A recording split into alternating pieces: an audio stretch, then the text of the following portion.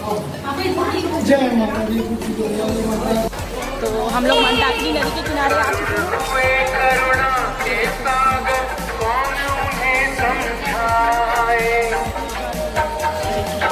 ये है मंदाकिनी नदी। हेलो, नमस्ते एंड वेलकम फ्रेंड। आज मैं चित्रकूट में हूँ और मैं जब आई हूँ तो यहाँ का मौसम बहुत ही अच्छा था और मैं यहाँ पे चित्रकूट के उन सभी स्थलों पे जाना चाहती हूँ जो कि बहुत ही ज़्यादा प्रसिद्ध हैं और यहीं पे ही भगवान श्री राम ने अपने 11 वर्ष बिताए थे और वो किस किस स्थान पे गए थे, उन सब चीज़ों की जानकारी लेने के लिए मैं यहाँ पे आई हूँ। तो बहुत ही अच्छा मौसम है, आपको आना है तो अक्टूबर माह में आप आइए। बहुत ही अच्छा लगता है क्योंकि बहुत ज़्यादा ना गर्म होता है ना बहुत ज़्यादा ठंड होती है। तो सबसे पहले हम लोगों ने डिसाइड किया सेंटर पॉइंट पे जाने के लिए। तो सेंटर पॉइंट जो होता है राम घाट है। राम घाट पर मंदाकिनी माता की आरती होती है। शाम के समय 7:30 बजे के समय आरती होती है। तो हम लोग वहाँ समय से पहुँच गए। हम लोगों ने आरती की। आरती बहुत ही भव्य तरीके से होती है, जैसे हमारे अयोध्या में होती है वैसे वहाँ पे भी आरती होती है। आरती के लिए आप तट पे बैठ कर के भी आरती को देख सकते हैं या फिर आप मंदाकिनी नदी में नौका विहार करते हुए भी आरती का आनंद ले सकते हैं। तो हमने इसी तरीके से नौका विहार करते हुए, क्योंकि बच्चे भी थे उनको भी अच्छा लग रहा था नौका पर घूमते हुए, और आरती भी हम लोगों ने साथ में की। तो इस तरीके से हम लोगों ने आरती का आनंद उठाया और उसी समय हमें ये पता लगा कि राम घाट का फेमस होने का कारण क्या है, क्योंकि यहीं पर तुलसीदास जी को श्री रामचंद्र जी के दर्शन हुए थे, वो भी हनुमान जी की वजह से। क्योंकि तुलसीदास जी के सामने राम जी तो डेली आते थे पर वो पहचान नहीं पाते थे और वो तिलक करते थे, वो जान नहीं पाते थे। पर जब हनुमान जी ने स्वयं सुग्गे का रूप यानी तोते का रूप रख करके आए और उन्होंने ये पंक्तियाँ कहीं कि चित्रकूट की घाट पर भई संतन की भीड़, तुलसीदास चिंदन घिसे तिलक करे रघुवीर, तब जा कर के उन्हें ये पता लगा कि उनके सामने तो रामचंद्र जी डेली आते थे पर वो उन्हें पहचान नहीं पाते थे। तो उनको मिलाने का श्रेय हनुमान जी को जाता है। और हम लोगों ने भी हनुमान जी के दर्शन किए, क्योंकि वहाँ बहुत बड़ी सी मूर्ति बनी हुई है हनुमान जी की। ऐसा लगता है साक्षात हनुमान जी ही बैठे हुए हैं। और वहीं पर तुलसी जी का भी एक तुलसी भवन बना हुआ है, वहाँ पे भी हम लोग ऊपर चढ़ करके मंदिर के दर्शन किए और उसके बाद धीरे धीरे अपना आगे का कार्यक्रम बढ़ाते गए, क्योंकि हम लोगों को रात में स्टे करना था तो उसके लिए रुकने का भी अरेंजमेंट करना था। तो उसी तट के आसपास कई ऐसे होटल थे, ऐसे लॉज थे जहाँ पर रुकने की व्यवस्था बहुत अच्छी थी। तो पैदल पैदल ही नापा जाए कहाँ कहाँ क्या क्या है। तो अभी हम लोग को अपना रूम मिल गया है और अब चल रहे हैं भोजन के लिए कि कहीं हमें शुद्ध भोजन मिल जाए। हालांकि सब जगह यहाँ वैष्णवी होटल है। चलिए,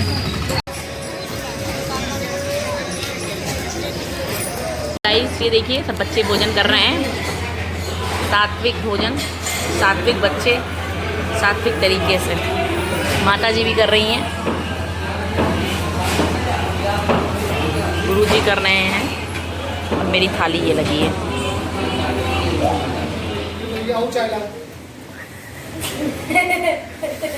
तो ये देखिए यहाँ का मॉर्निंग है चित्रकूट का। हम लोग स्नान कर चुके हैं और हल्की हल्की शहरन वाली ठंडक है, ज़्यादा नहीं। तो हमने हल्की सी शॉल ले रखी है। और अब रात में हम लोग आए थे तो हम लोग कहाँ गए थे, राम घाट गए थे। वहाँ पे आरती देखी थी जिसकी वीडियो मैं डाल दूँगी आपको। और अब इसके बाद हम जा रहे हैं परिक्रमा करने, क्योंकि मॉर्निंग की परिक्रमा ज़्यादा अच्छी होती है, क्योंकि धूप चढ़ जाएगी तो परिक्रमा करने में दिक्कत होगी। तो हम कहाँ की परिक्रमा जा रहे हैं बच्चों? कामदगिरी की परिक्रमा के लिए तैयारी शुरू कर दी है। साथ में बच्चे हैं, उनको भी ले करके जाना था तो इसलिए हम लोग साथ में ऑटो किया हम लोगों ने।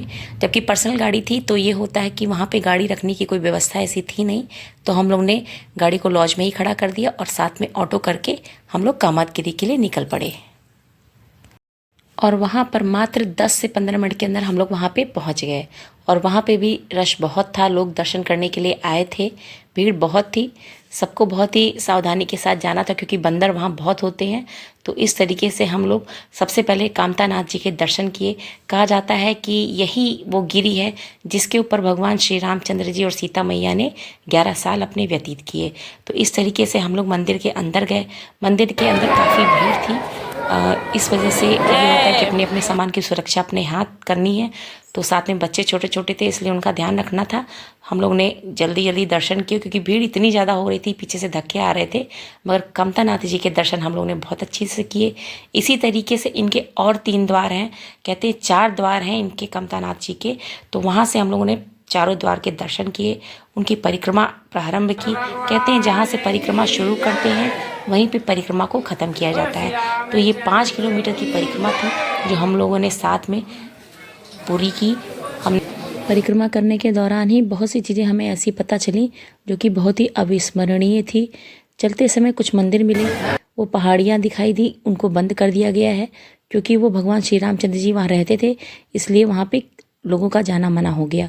और ये श्री रामचंद्र जी द्वारा खाया जाने वाला फल है कंदमूल फल, इसको भी हम लोगों ने चखा, बहुत ही अच्छा था।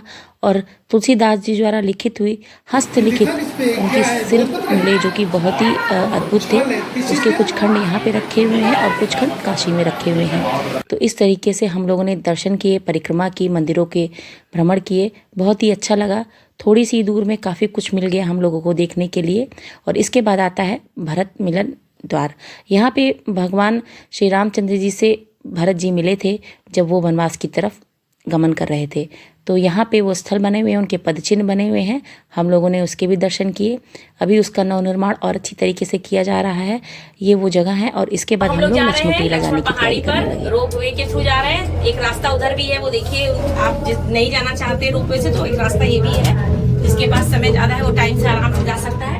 पर हमारे पास शॉर्टेज होने की वजह से हम लोग क्या कर रहे हैं कि हम लोग रोपवे से जा रहे हैं। हर एक आदमी का किराया 75 रुपीज है आप पर हेड। 130 सेंटीमीटर से जो भी बच्चे नीचे हैं उन बच्चों का सबका किराया लगेगा। तो देखिए मेरी बच्चे और मेरे हस्बैंड उधर बैठे हुए हैं और हम लोग इससे जा रहे हैं। अच्छा जी, जय लक्ष्मण जी की जय श्री राम। लक्ष्मण टीला हम लोग गए रोपवे से और वहाँ पे देखा कि श्री लक्ष्मण जी के पदचिन्ह बने हुए थे। वो जहाँ बैठते थे वो स्थान देखा। उनका वहाँ रहने का मेन उद्देश्य यही था कि वो कामादगिरी की निगरानी कर सके और वो वहाँ से पूरी निगरानी रखते थे। और इसी तरीके से हमने पूरा दृश्य देखा। बहुत ही हरियाली थी, पर्वत बहुत अच्छे लग रहे थे और वहाँ पे राम भक्तों का भरमार था क्योंकि लोग बिल्कुल राम धुन पे ऐसे झूम रहे थे कि ऐसा लग रहा था कि उनके मन में क्या चल रहा है। पूरा राममय हुआ था वो दृश्य। आप देखिए कितना बढ़िया लग रहा है। तो ये देखिए फ्रेंड्स, हम लोग जा रहे हैं हनुमान धारा और हनुमान धारा की ऊंचाई काफ़ी है, इसलिए फिर रोपवे का इस्तेमाल हम लोग कर रहे हैं। जब हम लोग रोप वे के माध्यम से हनुमान धारा की तरफ जा रहे थे तो 30 सेकेंड्स के लिए कुछ समय के लिए हमारे रोप वे को रोका गया और वहाँ से बहुत ही प्यारा व्यू आ रहा था। तो हम लोगों ने उसको कैप्चर किया। और ये देखिए सामने है मुख्य द्वार रामधारा का। कहा जाता है कि जब हनुमान जी लंका को जला करके वापस आ रहे थे तो उनकी पूंछ में जो आग लगी थी, उस आग की जलन इतनी ज़्यादा थी कि वो उसको बर्दाश्त नहीं कर पा रहे थे और उन्होंने श्री रामचंद्र जी से कहा कि उस जलन को शांत करें। और हनुमान जी की जलन को शांत करने के लिए श्री रामचंद्र जी ने वहाँ पे एक बाण मारा और वहाँ से एक जलधारा निकलने लगी। तो यही जलधारा हनुमान जी के पूंछ पे गिरी और उनका जो जलन थी शांत हो गई। तो ये जो जलधारा है उनकी पूंछ पे लगातार गिरती जा रही है आज भी और उनका जो है जलन शांत हो रखी है। तो इस तरीके से ये कहा जाता है कि हनुमान जी को तब से शांति मिल गई। और अब हम चलते हैं स्फटिक शिला। यहाँ पे कहा जाता है कि किस तरीके से एक कौवे ने माता सीता को चोंच मारी थी, उसके बारे में वर्णन किया जा रहा है। ध्यान से सुनिए। राम के दुश्मन को कौन बचाएगा? तब नारद जी ने कहा कि तू भगवान के पास जा, बाकी संसार में कोई नहीं बचाएगा। तब दोबारा आया, माफी मांगा। भगवान एक आँख खोल देते हैं। आज भी कौवा एक आँख, कौवा एक आँख। एक मिनट, ये भगवान का बायां पैर है, ये घुटना है, शांति, ये अंगूठा है। जब घुटना टेक करके भगवान ने बाण मारा, यहाँ राम बैठे, यहाँ माता बैठी, ये माता का। तरीके से हम लोग ने स्फटिक शिला के दर्शन किए और इसके पश्चात राम दर्शन के लिए आगे बढ़े। वहाँ पे श्री रामचंद्र जी के बहुत ही अद्भुत दृश्य दिए हुए हैं जो कि देखने में बहुत ही रोमांचकारी हैं। और तत्पश्चात हम लोग चले गए माता अनसुईया के भवन में। वहाँ पे हम लोगों ने देखा कि माता अनसुईया के द्वारा किस तरीके से अपने तपोबल से उन्होंने मंदाकिनी नदी का उद्गम किया है। तो वहाँ पे हम लोग मंदाकिनी नदी के दर्शन किए, वहाँ पे मछलियों को बच्चों ने खाना खिलाया और फिर उसके बाद पीछे मंदिर भी बना हुआ था माता का, वहाँ मंदिर के दर्शन करने के लिए अंदर भी गए। ऋषि अत्रि जी की पत्नी माता अनसुईया जी द्वारा उत्पन्न की गई अपने तपोबल से उन्होंने मंदाकिनी नदी का उत्पन्न किया। यहाँ से प्रभाव होता है। ये उद्गम स्थल है और ये पीछे आपके अनसुईया जी का आश्रम है। ठीक है, यहीं पे ही फाइनल हुआ था कि भगवान राम जी चित्रकूट में रहेंगे। ठीक, भगवान ब्रह्मा विष्णु महेश। हाँ, इस तरीके से माता अनसुईया ने ब्रह्मा विष्णु महेश जी को बालक रूप में बनाया, किस तरीके से उन्होंने परीक्षा ली और माता ने किस तरीके से परीक्षा दी, पूरी जानकारी विस्तृत रूप से दी हुई है। बहुत ही अद्भुत भवन है माता का। और किस तरीके से सीता मैया को उन्होंने वो वस्त्र दिए थे जो अजीर्ण थे, जिनको कभी मैल नहीं लगती थी। तो यहाँ से इस तरीके से वो दर्शन मंदाकिनी नदी का उद्गम हो रखा है और आपको दिख रहा होगा कि बहाव इस तरफ आ रहा है, तो इस तरफ से होते हुए ये अंदर की तरफ चला गया है। जहाँ राम घाट था वहाँ पर हम लोग ने स्नान किया था। और ये है माता अनसुईया का प्राचीन मंदिर। बोलिए गोदावरी मैया की जय, बोलिए चित्रकूट धाम। अब हम लोग जा रहे हैं गुप्त गोदावरी के दर्शन करने के लिए। यहाँ पे कहा जाता है कि सीता मैया की सहेली गोदावरी जी मिलने आई थी गुप्त रूप से, इसलिए इस स्थान का नाम गुप्त गोदावरी रखा गया है। इसी के अंदर एक बड़ा चोर है जिसने माता सीता की साड़ी को चुराया था, उसका भी एक स्थल बना हुआ है जिसको श्री रामचंद्र जी ने पत्थर का नाम दिया था। तो ये जो है इस स्थान में भगवान शिव का भी एक मंदिर है छोटा सा, वहाँ पे बेलपत्र चढ़ते हैं और काफ़ी भीड़ होती है। इसका ध्यान रखिए कि जब भी जाइए तो थोड़ा सा अपना बचाव करके जाइए, बहुत ज़्यादा भीड़ में मत जाइए और दर्शन करते हुए आइए। और अंदर जब जाएंगे तो जहाँ से थोड़ा सा एक प्रतिबिंब इनका बना हुआ है गोदावरी माता का, तो यहीं पे जल आता रहता है, तो वहाँ भी जा कर के दर्शन करिए, बहुत ही अच्छा लगता है। हम लोग वहाँ पे गए, हमें तो बहुत ही आनंद आया। ये है कि बारिश के समय में बताते हैं कि यहाँ बहुत ज़्यादा पानी भर जाता है, तो उस समय ना जाइए। ये मौसम बहुत अच्छा है जिस मौसम में हम लोग गए हैं। अक्टूबर का महीना बहुत ही अच्छा है और काफ़ी अच्छी तरीके से हम लोगों ने इसके दर्शन किए। पूरा ऊपर से नीचे तक जल ही जल था, अच्छा लग रहा था।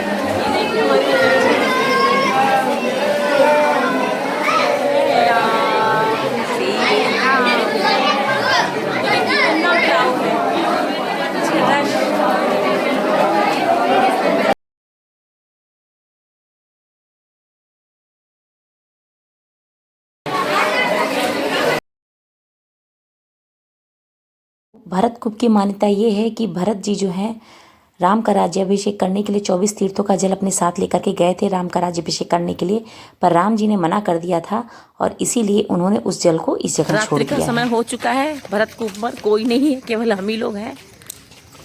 तो पूरा प्रांगण इस समय खाली पड़ा है, कोई भी भीड़ भाड़ नहीं है, बिल्कुल शांति है।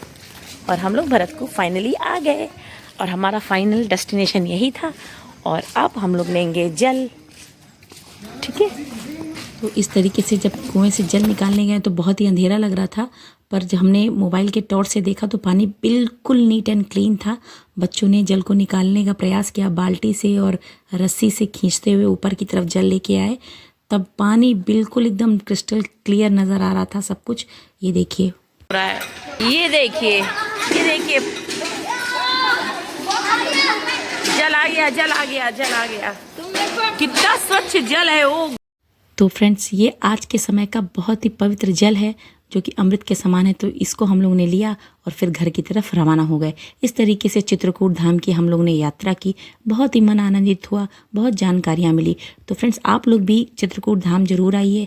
और वीडियो अगर पसंद आया हो तो लाइक करना ना भूलें और चैनल पर पहली बार है तो सब्सक्राइब करना ना भूलें। तब तक के लिए फ्रेंड्स, टाटा, bye bye and take care.